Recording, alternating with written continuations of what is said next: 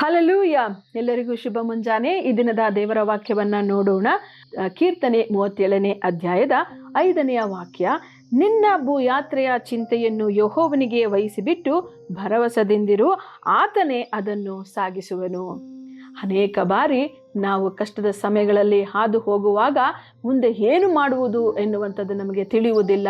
ಯಾಕಂತಂದರೆ ನಾವು ಅನೇಕ ಚಿಂತೆಗಳಲ್ಲಿ ಕೂಡಿದವರಾಗಿರ್ತೇವೆ. ಯಾವಾಗ ಚಿಂತೆ ನಮ್ಮನ್ನು ಆವರಿಸಿಕೊಳ್ಳುತ್ತದೋ ಆಗ ನಮಗೆ ಜೀವಿತವೆನ್ನುವಂಥದ್ದು ಭಯವಾಗಿ ಮೂಡುವಂಥದ್ದಾಗಿರ್ತದೆ. ಆದರೆ ದೇವರ ವಾಕ್ಯವು ಹೇಳುವ ಹಾಗೆ ನಿನ್ನ ಭೂಯಾತ್ರೆಯ ಚಿಂತೆಯನ್ನು, ನಮ್ಮೆಲ್ಲರ ಭೂಯಾತ್ರೆಯ ಈ ಒಂದು ಜೀವನದ ಒಂದು ಕಾರ್ಯಗಳನ್ನು ದೇವರಿಗೆ ವಹಿಸಿಬಿಟ್ಟು ನಾವು ಭರವಸೆದಿಂದಿರುವಾಗ ದೇವರು ಅದನ್ನು ಸಾಗಿಸಿ ನಡೆಸುತ್ತಾರೆ ಎಂಬುದಾಗಿ ಕೀರ್ತನೆಗಾರನು ಹೇಳುವುದನ್ನು ನಾವು ನೋಡ್ತಿದ್ದೇವೆ.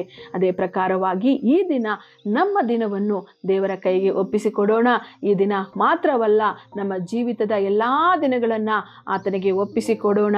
ಖಂಡಿತವಾಗಿಯೂ ಅದನ್ನು ಆತನೇ ನಡೆಸುವಾತನಾಗಿದ್ದಾನೆ. ಪ್ರಾರ್ಥನೆ ಮಾಡಿಕೊಳ್ಳೋಣವಾ? ಸ್ತೋತ್ರ ಕರ್ತನೆ, ಅಪ್ಪ, ನಿಮ್ಮ ವಾಕ್ಯವು ಹೇಳುವ ಹಾಗೆ ನಮ್ಮೆಲ್ಲರ ಕರ್ತನೆ, ಈ ಒಂದು ಕಾರ್ಯಕ್ರಮವನ್ನು ನೋಡುತ್ತಿರುವಂತಹ ಎಲ್ಲ ಸಹೋದರ ಸಹೋದರಿಯರ ಜೀವಿತಗಳನ್ನು, ನಮ್ಮ ಭೂಯಾತ್ರೆಯ ದಿನಗಳನ್ನು ಸ್ವಾಮಿ ನಿಮ್ಮ ಕರಗಳಲ್ಲಿ ಒಪ್ಪಿಸಿಕೊಟ್ಟಿದ್ದೇವೆ.